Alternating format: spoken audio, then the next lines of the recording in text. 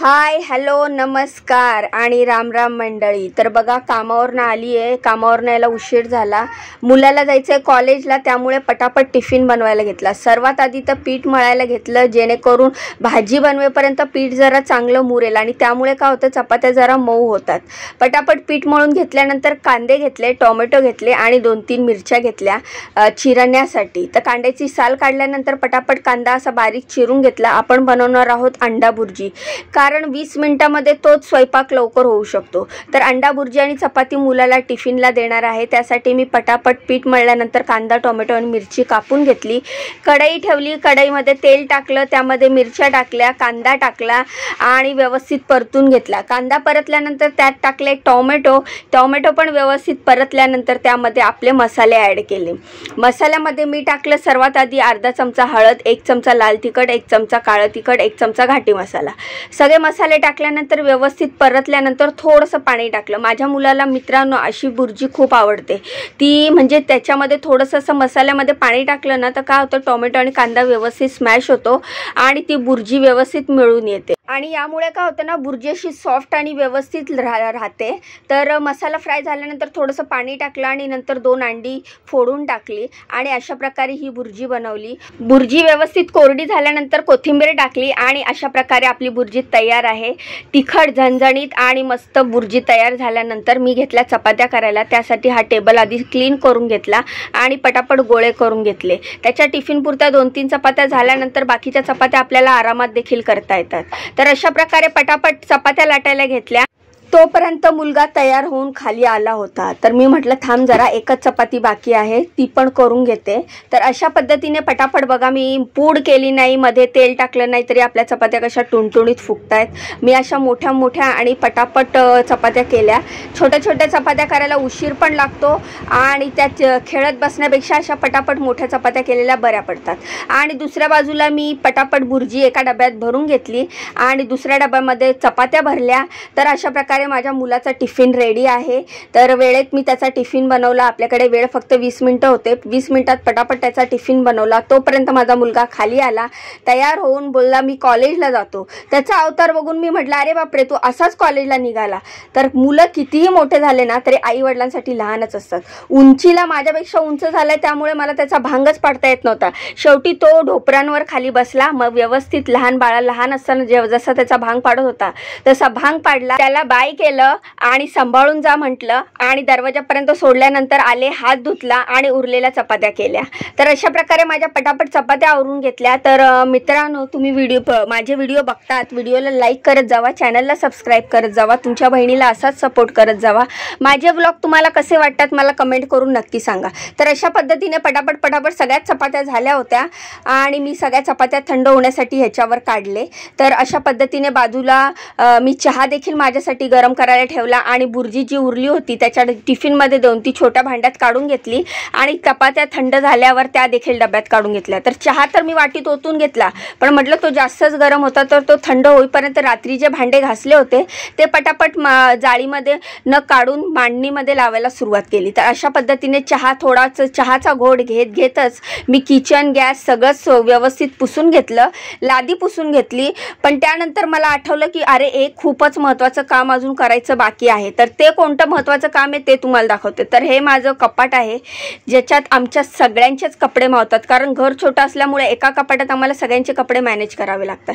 तर वरचं ठिकाणी तर जरा व्यवस्थित आहे, पण खाली तुम्ही बघू शकता हा जो आहे तो मुलीचा कप्पा आहे, त्याच्या खाली मुलाचा आहे, सगळ्यात खालचा माझा आहे। तर हे तिन्ही कप्पे असे एकदम अस्तव्यस्त झाले होते। तर मी पहिले माझा आहोंचा कप्पा व्यवस्थित करून घेतला। तर त्यांचे कपडे इस्त्री केल्या असल्यामुळे ते व्यवस्थितच असतात। तर त्या बाजूला जो छोटासा कप्पा आहे तो आहोंचा आहे, तिथे इस्त्री केलेले कपडे ते ठेवतात आणि त्याच्या बाजूला जिथे माझा आता सध्याच्याला हात आहे तिथे त्या सगळ्या कवरमध्ये माझ्या साड्या आहेत, त्या कवरमध्ये असल्यामुळे ते व्यवस्थित कवर राहतात। तर तुम्ही बघू शकता तर ते वरच्या बाजूला ठीक आहे। आता मला हे खालचं साफ करायचं, तर वरचं झालेलं आहे आणि मग मी बसूनच कप्पा व्यवस्थित लावायला घेतला। तर ह्या ठिकाणी एक कप्पा जो आहे हा जो एक कंपार्टमेंट आहे तिथे माझ्या मुलीचे कपडे कपडे असतात, तर आधी सुरुवात तिच्याच कपड्यांपासून केली, कारण घरात सर्वात जास्त कपडे तिचेच आहेत.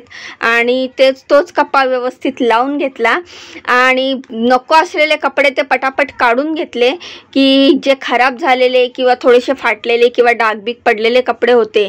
आणि कधी कधी का होतं ना, मुलांना कॉलेजला जायच्या गडबडीमध्ये धुवायचे कपडे देखील चुकून कपाटामध्ये जातात, तर मग एका कपड्यामुळे सगळ्याच कपड्यांना पावसाळ्यामध्ये वास मारतो. म्हणूनच मी म्हटलं की हे सगळं व्यवस्थित आवरून घ्यावा.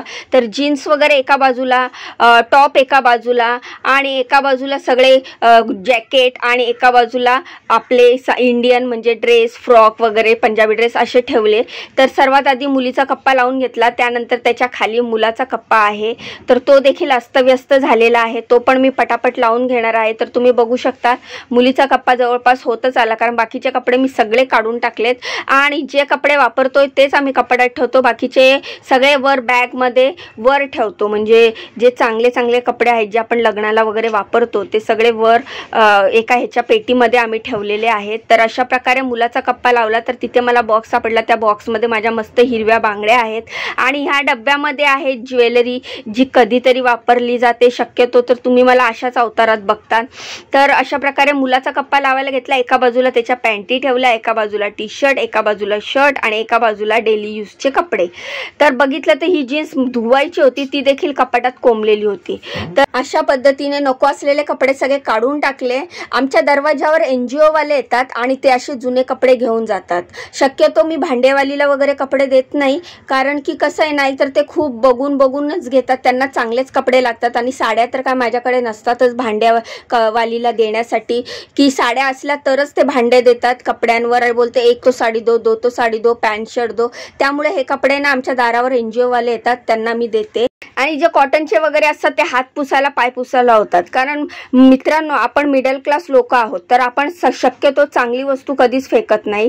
जास्त खराब झाल्यावरच असं वाटतं की ते मुलांना कपडे होत नाहीये किंवा जास्त खराब झालेत, तेव्हाच ते आपण काढून टाकतो, नाहीतर पार फाटेपर्यंत तो कपडा आपण वापरत असतो. तर अशा पद्धतीने सगळंच कपाट लावून झालेलं. शेवटचा माझा कप्पा लावत होती. एका बाजूला सगळे पंजाबी ड्रेस ठेवले, एका बाजूला लेगिन्स ठेवला, कामावरचे कपडे ठेवले, डेली यूजचे कपडे ठेवले आणि माझ्या जीन्स एका साईडला ठेवल्या. अशा पद्धतीने माझा कप्पा देखील लावलेला आहे. तर तुम्ही बघू शकता आता कुठे ते जरा कपाट व्यवस्थित दिसतंय, पण मला वाटत नाही 4 दिवस पण राहणार आहे हे कपाट असंच व्यवस्थित. कारण मुलांना सकाळी कॉलेजला जायला गडबड असते ना, तर गडबडीच्या वेळेला हा नको तो नको तो, एक ड्रेस काढताना 4 कपड्यांची ते लोक वाट लावून टाकतात आणि पूर्ण कपाट अस्तव्यस्त होऊन जातं. सगळ्यात जास्त खराब माझ्या मुलीचा कप्पा होतो, कारण ती कसेही कपडे काढते आणि कसेही कोंबते. तर अशा पद्धतीने कपाट लावून झालेलं. तुम्हाला माझे व्लॉग कसे वाटतात मला कमेंट करून नक्की सांगा. तुम्हाला अजून माझ्या व्हिडिओमध्ये काय बघायला आवडेल ते देखील मला कमेंट करून सांगा. जाण्याआधी माझ्या व्हिडिओला लाईक करत जावा, चॅनलला सबस्क्राईब करत जावा, मला असाच सपोर्ट करत राहा. तर फायनली बघा सगळंच कपाट लावून झालेलं आहे. तर हा व्हिडिओ मी फास्ट फॉरवर्ड केलेला, कारण हे करेपर्यंत मला 2 तास लागलेले. कपाट व्यवस्थित पुसलं पण होतं, मी कोरड्याच कपड्यांनी पुसलं होतं. पण आता विचार करते की कपाटाला थोडंसं बाहेरून जे आपण हे लावतो ना, कवर सारखं असतं ना, ते पेपर वगैरे तसं लावून घ्यावं, कारण पांढरं कपाट आहे त्याला गंज पकडायला लागल्यामुळे ते खराब दिसायला लागले. तर बहुतेक मिशोवरनं मी ऑर्डर करेल आणि ह्या कपाटाला लावून घेईल. फायनली माझ्या कपाट लावून झाले. तर तुम्ही फायनल लुक बघू शकता. सगळ्यात वर हे जे सुटकेस ठेवले ह्याच्यात लग्नाला वगैरे जायचे चांगले कपडे ठेवलेले आहेत. सगळ्यात वरचा कप्पा आहे अहोंचा, त्याच्या बाजूला माझ्या साड्यांचा कप्पा आहे, हा माझा साड्यांचा कप्पा आहे, सगळे साडे. हे अहोंचे कपडे आहेत, हे डेली यूजचे कपडे आहेत, हा मुलीचा कप्पा आहे आणि मुलीच्या कप्प्याखाली मुलाचा कप्पा आहे, त्याच्या खाली सगळ्यात खाली माझा कप्पा आहे. तर ते माझ्या कप्प्यात जे समोर कपडे ठेवले आहेत ते अल्टरला द्यायचे. तुम्हाला व्हिडिओ कसा वाटला कमेंट करून सांगा. जाण्याआधी व्हिडिओला लाईक करा, चॅनलला सबस्क्राईब करा. बाय.